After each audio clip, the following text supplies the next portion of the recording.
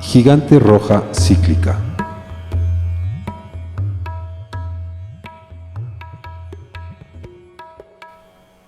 El proceso de fusión alfa triple depende estrechamente de la temperatura. Esta dependencia tiene consecuencias para la etapa siguiente de la evolución estelar, las llamadas gigantes rojas. En las estrellas de masa menor, la degeneración de electrones descrita en el principio de exclusión evita que el helio acumulado en torno al núcleo se colapse aún más. Por esta razón, el volumen del núcleo depende solamente de la densidad y no de la presión. Una consecuencia de esto es que una vez que una estrella menor inicia la fusión de helio por el proceso triple alfa, la temperatura del núcleo solo puede incrementarse, lo que resulta a su vez en un incremento aún mayor de la tasa de reacción, que se convierte en lo que llamamos una reacción de fuga. Esta reacción de fuga, conocida como el destello de helio, dura tan solo algunos minutos, pero consume entre el 60 y el 80% del helio en el núcleo y produce cantidades de energía prodigiosas. En la estrella de masa mayor, el helio se consume en una capa que rodea un núcleo de carbón de generación. Dado que la cubierta de helio no está en degeneración, la energía liberada durante la combustión nuclear del helio incrementa la temperatura y la estrella comienza a expandirse. Esta expansión enfría a la capa de helio, lo que frena la reacción, y entonces la estrella se contrae de nuevo. Este proceso cíclico provoca que la estrella se vuelva fuertemente variable y resulta en la expulsión de nuevos elementos desde sus capas externas.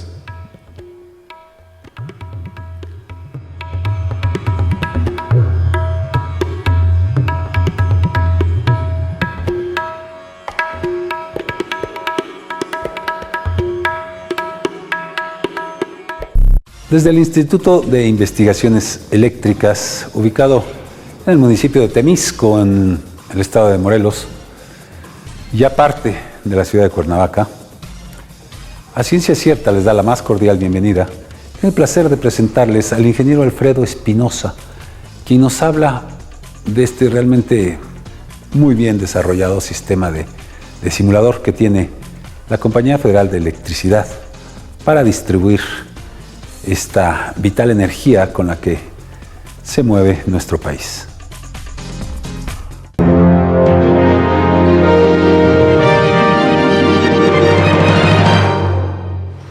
Hola, ¿qué tal amigos? Muy buenas tardes. Nos encontramos aquí en el Instituto de Investigaciones Eléctricas en la ciudad de Cuernavaca y estamos en compañía del ingeniero Alfredo Espinosa, quien amablemente nos ha otorgado esta entrevista para enterarnos de qué es lo que están haciendo aquí en la Gerencia de Supervisión de Procesos. El ingeniero nos va a hablar acerca de la simulación de... Es un simulador del sistema eléctrico de distribución para la red eléctrica de distribución en las ciudades. A ver, ahora sí explíquenos un poquito, ingeniero, por dónde empezamos, de dónde surge esto, cuál es el historial que tiene. Correcto. En los centros de control de distribución, los operadores tienen definidas algunas actividades y objetivos básicos que tienen que cuidar.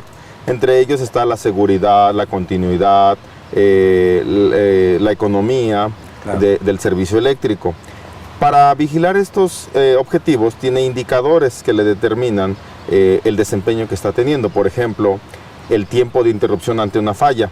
la intención es que el operador tenga la capacidad de restablecer el servicio a los usuarios en el momento en que ocurre la falla, tan rápido como sea posible, al menor costo posible, con la mejor característica de la red eléctrica, es decir, claro, manteniendo niveles de voltaje, manteniendo la seguridad del sistema y manteniendo la confiabilidad.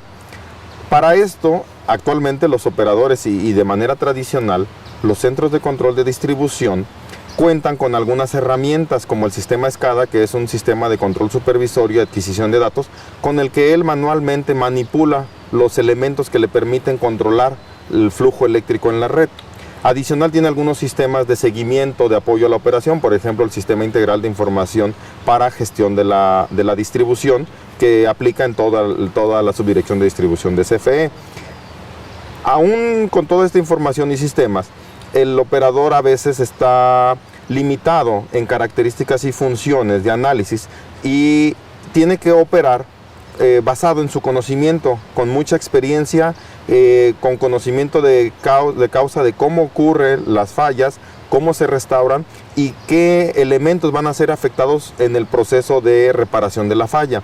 El simulador nace justamente con la intención de apoyarlo en los indicadores y objetivos que los otros sistemas no le han proporcionado funciones en este rubro. Por ejemplo, para análisis de una maniobra, para librar un transformador o un alimentador, ellos lo hacen actualmente con conocimiento de qué usuarios son los que tienen que estar afectados, en qué horario tiene la menor demanda ese alimentador, de manera que ellos puedan planear con 1 o 2 semanas de anticipación cómo van a ejecutar la maniobra para que no haya afectación o la afectación sea el menor posible. Por ejemplo, lo pueden hacer el domingo en la mañana, que todo el mundo está descansando y la carga está baja, o bien lo pueden hacer pensando en transferir la carga a alimentadores que estén cerca para que los usuarios no se vean afectados en ningún momento. El simulador justamente, en cosa de 40-50 segundos, con decirle en dónde quiero hacer la libranza, ejecuta el análisis y le da al operador la capacidad de tomar una decisión sustentado no en la experiencia ni en el conocimiento previo del operador, sino sustentado en un análisis técnico de la red eléctrica real como está operando en este momento.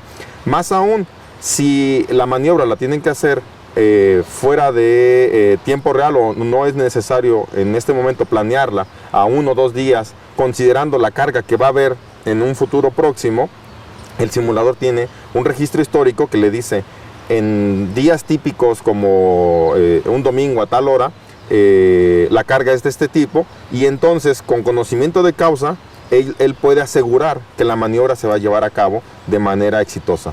Igual, en el momento mismo en que ocurre una falla, el simulador le apoya en varios puntos. Por ejemplo, detecta la falla, detecta el punto del alimentador en que ocurrió la falla, y a partir de que el operador ubica el punto exacto de la falla, el simulador le ayuda en establecer estrategias de restablecimiento. Es decir, si tiene el operador alternativas para restablecer una falla en función de las interconexiones propias de la red, el simulador evalúa todas las alternativas y le dice, la mejor técnicamente es esta, porque mejoras el nivel de voltaje, logras maximizar la cargabilidad del sistema y la seguridad se mantiene. El sistema sigue siendo flexible para que en caso de que en paralelo se ocurra otra falla, pueda ser soportada por el propio sistema, y en ese momento el simulador vuelve a hacer ejecución de todos sus algoritmos y le vuelve a mostrar una alternativa considerando 2 o 3 o múltiples fallas en paralelo. Pensemos en el caso de un huracán. De manera normal, un operador con algo de experiencia, 1 o 2 años en la red, puede operar porque no es necesario considerar muchas alternativas. Claro. Pero en el caso de un huracán o una tormenta en el que hay múltiples fallas al mismo tiempo, un operador, por más experiencia que tenga, puede considerar 1 o 2 fallas en paralelo, pero cuando se le juntan 5 o 6 fallas, ya es muy difícil y requiere herramientas analíticas que le permitan checar voltajes. Exactamente, y tomar decisiones en línea. El simulador justamente lo hace más o menos en un promedio de 35 segundos, considerando toda la red de toda la ciudad completita, de una región. El simulador actualmente está pensado para una región. En CFE está organizado por zonas. En una zona abarca una o ciudades aledañas, ¿no? En este momento está instalado en Tampico, por ejemplo, y está toda la red de Tampico, Ciudad Madero y Altamira juntas, considerando desde media tensión, que recibe la alimentación en 115 kilovolts, hasta el usuario final en 110 volts, de toda la red, incluyendo, ahí hay una refinería, está el puerto, hay centrales generadoras, hay consumo alto, ¿no? muchos, industria, hay comercios importantes, muchas plazas, todo esto.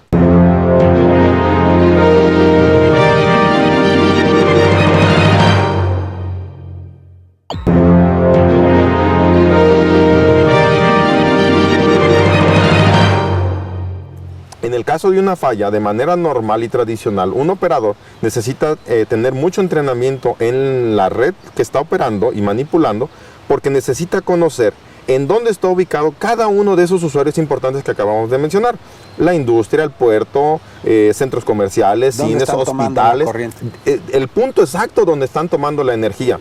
¿Por qué? Si ocurre una falla, por ejemplo, cerca de un hospital, él debe saber que ahí hay un hospital y que no puede aislar ese pedazo de segmento, claro, porque lo va a afectar. Y esa es una afectación muy importante. El simulador tiene un sistema experto con una base de conocimientos que incluye todos los usuarios importantes de los que acabamos de mencionar y la ubicación exacta de donde están tomando carga. De manera que analiza el punto de falla y como él sabe en dónde tiene que aislar para poder restablecer y reparar la falla, sabe si en ese momento hay un usuario importante afectado. Y entonces, antes de ejecutar la maniobra, lo analiza, lo pondera y lo muestra al operador. Sus alternativas son estas. Y le muestra al operador la óptima. Exactamente. Además, en cada una de esas le dice qué usuario va a ser afectado durante el momento de la falla. Esto le puede ayudar al operador a tomar alguna decisión de importancia. Por ejemplo, si él sabe que con una estrategia puede dejar fuera un cine que tiene una planta de generación, o con una estrategia alterna puede dejar fuera un hospital, deja el cine. Deja el cine. Claro. La afectación es mucho menos importante. Claro. Por ejemplo, él puede cargar a un usuario importante que no existe de manera normal. Un ejemplo, una persona que está en su casa, que está convaleciente y tiene una máquina de respiración artificial. Es imposible dejarla fuera porque hay una persona que puede ser afectada. Y esa persona con esa máquina no tiene una planta de generación. Entonces, si se le avisa al operador, él carga a ese usuario manualmente y él sabe, independientemente, imaginemos que hablaron a las 5 de la mañana, decir, oiga, por favor, tengan cuidado o consideren mi casa que tengo este enfermo actualmente. Pero llega el turno de la noche y el operador de la noche no se dio cuenta de que alguien habló en la mañana. Al quedar registrado en el simulador y ocurre una falla en la noche, en automático el operador de la noche, todo. Este es conocimiento que ya está integrado y tiene un sistema experto que en el momento de la falla ejecuta sus algoritmos y le muestra al operador cuál va a ser la afectación y le lista a los usuarios importantes y además todo esto lo pondera y todas las alternativas están basadas en un criterio objetivo. De manera que ellos pueden pensar en maximizar carga recuperada, mantener niveles de voltaje, mantener cargabilidad o algunas otras alternativas que se puedan registrar y técnicamente lo evalúa, además de que determina el nivel de afectación que puede tener una falla y el proceso de restauración. Una vez que está determinado todo esto, es información suficiente para que el operador pueda tomar decisiones. No solo el simulador no se queda ahí. Además, le va dando la secuencia de maniobras en campo para poder restaurar la falla. Entonces, el simulador aquí, exactamente le dice, abre aquí, abre acá, aislamos falla. Después le dice, cierra aquí, cierra acá, realimentamos carga. Una vez que está realimentada la carga, entonces ya le dice, puedes mandar a reparar la falla. Por ejemplo, un poste caído, una rama que tronó una línea, cualquier situación que se presente en la red. Una vez que está eso, el operador le indica al simulador, en este momento la falla está reparada y el simulador lo guía en cómo restaurar o normalizar la red a como estaba justo antes de que ocurrió la falla. Todo este proceso lo hace actualmente el simulador. El proceso completo de análisis es muy corto, en 30 segundos damos la retroalimentación al operador, en 3 minutos más o menos le generamos gráficas de tendencias de cómo se comporta la red en el punto alrededor de la falla, históricos de fallas, mantenimientos que se le han dado a los elementos, y el proceso completo depende del lapso que dure la reparación de la falla y las maniobras de apertura y cierre. Pero el desempeño que tiene actualmente el simulador es bastante importante como para poderlo apoyar en línea en el momento mismo en que ocurre la falla. ¿Y también utilizan este simulador para docencia? O sea, para enseñar a los operadores. Exactamente. Actualmente, en los centros de control de distribución, ellos solamente tienen los sistemas en vivo. Es decir, su sistema de control distribuido, su sistema de análisis y de gestión, son los sistemas en operación. Es lo que está pasando, ¿no? Exactamente. Entonces, un operador que llega a entrenamiento no puede hacer maniobras variar, claro, para ver qué pasa. A ver, oye, entrena y trata de restaurar esta falla. Y que lo haga en vivo, no se puede. Es decir, no van a mandar a que alguien choque un poste, sí, claro, y ocurre una falla, ¿no? O quitar la luz a un segmento, o a ver, vamos a quitar la generación de una planta, ¿no? O un usuario importante. No se puede. Con el simulador, este operador novato que va a ser entrenado, le pueden poner el esquema de la red en el simulador, y fuera de línea, incluso con datos adquiridos en tiempo real, puede hacer toda la manipulación necesaria, y entonces se puede no solamente entrenar a los operadores nuevos y con experiencia, también se puede revisar las maniobras como las están haciendo. Es decir, ellos con su experiencia saben hacer las cosas, pero no necesariamente es la mejor manera de hacerlas. Claro. Entonces se puede revisar su conocimiento del operador y evaluarlo y compararlo contra... El operador dice que así es como se puede restaurar, o así lo hace. Y el simulador dice que sí, efectivamente se puede, pero con muchas pérdidas. Hay una opción mejor, claro. Exactamente, hay una opción técnicamente más adecuada. Así es. Por ejemplo, también permite... tiene un registro histórico de todo lo que va ocurriendo, los eventos durante todo el día.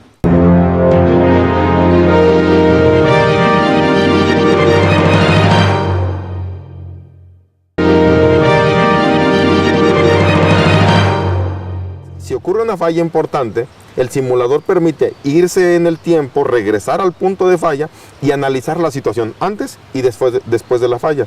De manera que se puede evaluar también el desempeño propio del operador para saber si efectivamente ejecutó las maniobras como, de la mejor manera posible, como debe de hacerlo, o hay una alternativa. Todo este esquema también apoya en generar planes de operación normal y planes de operación en contingencia, para que independientemente de que exista o no el simulador, ellos sepan cómo operar, cómo maniobrar en caso de contingencias o en caso de operaciones. Porque incluso hay otra situación. Actualmente el sistema eléctrico de distribución está funcionando y funciona bien. Pero ¿cómo sabemos que está funcionando de la manera óptima? Claro. Podría haber alguna alternativa de que uno haga balance de carga, mejorar, incrementar la confiabilidad. La idea es incrementar la confiabilidad, es decir, ocurre una falla y que el sistema eléctrico sepa responder adecuadamente a esa falla y el operador tenga alternativas para poder absorber ese problema. El simulador también hace esta actividad. Como él conoce toda la red, conoce cómo está operando y tiene los elementos exactos operativos en tiempo real, el simulador tiene algoritmos que le permiten determinar si hay una mejor manera de operación normal. En este caso, emite las recomendaciones y con apoyo de cuadrillas en campo, un operador puede mandar y hace balance de cargas, puede hacer transferencia de cargas, es decir, podría ser que un alimentador en una subestación está cerca del 80% de su cargabilidad y hay otro muy cerca que tiene un enlace que tiene 50, porque no le transfiero 30. Dividir las y entonces cargas, quedaría 60-60, 70-70 y tiene una cargabilidad mayor en cada uno de ellos, de manera que en caso de una falla o de un transitorio tiene de dónde agarrar, tiene de dónde tomar. Exactamente. Oye, ingeniero, esto supone un trabajo realmente impresionante, ¿no? ¿Cómo logran monitorear toda una zona, digamos? ¿Dónde ponen los sensores? ¿Cómo se hace eso? Claro, el simulador no tiene esa parte. El simulador tiene una arquitectura que le permite conectarse a otros sistemas que ya tienen información. Es decir, por ejemplo, la red eléctrica, ¿de dónde sale? Porque es una red muy grande, es muchísima información. Para cada transformador, por ejemplo, necesitamos los parámetros eléctricos, los datos de placa. No los capturamos a mano, es una tarea titánica. nos conectamos a un simulado, a un sistema que ya tiene esa información, la extraemos, la condicionamos y se la insertamos al simulador. La red topológica, nos conectamos a un sistema, lo acondicionamos la información y la insertamos. Los datos en tiempo real, los conectamos al sistema de control real y los traemos y se los insertamos a la red. Claro. Entonces hacemos uso de lo que ya está y entonces conformamos un sistema que en conjunto nos da todas estas opciones. Así es. Y me imagino yo para cada simulador en cada región es específico para la región. El simulador es el mismo, lo que cambia es la información que tiene adentro. Pero por ejemplo no necesitan hacer una programación Ninguna. anterior. Todo es configuración. Nada más se le meten los datos y de acuerdo a esos datos él reacciona, por así decirlo. Efectivamente, porque los algoritmos están preparados para que se ejecuten de manera genérica, independientemente de la red. Lo que hace el simulador es analizar la red técnicamente, independientemente de cuál sea la red o qué configuración tenga. Entonces uno inserta la red, se sintoniza para que ejecuten bien los algoritmos y no importa, puede funcionar en cualquier ciudad. Ahora digamos, ¿de qué cuenta un simulador de estos? ¿Cómo está hecho? ¿Es un CPU, una computadora normal o...? Sí, tiene muchos componentes. La mayoría son en software, algunos en configuración, arquitectura y hardware. Pero básicamente es una computadora, una estación de trabajo con 3 monitores. Tiene mucho poder la computadora.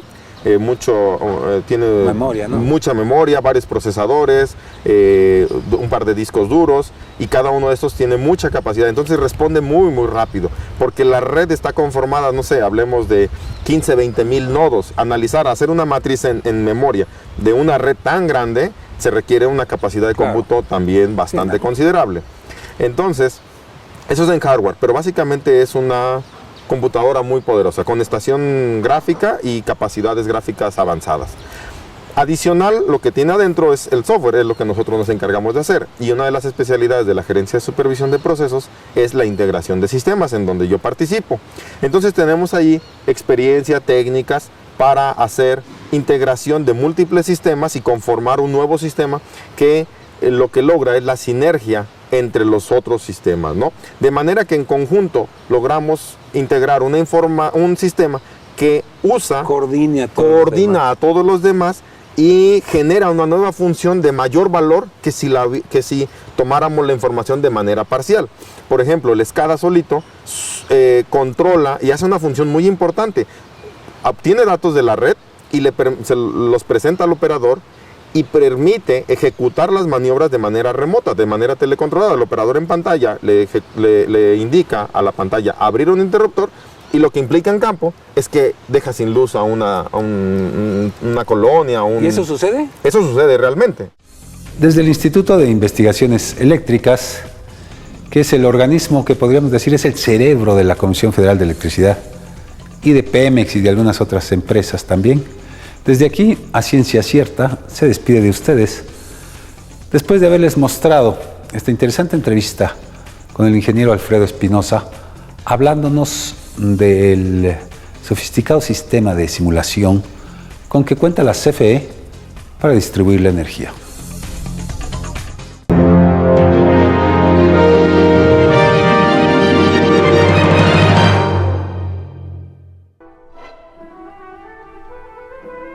Agujeros negros.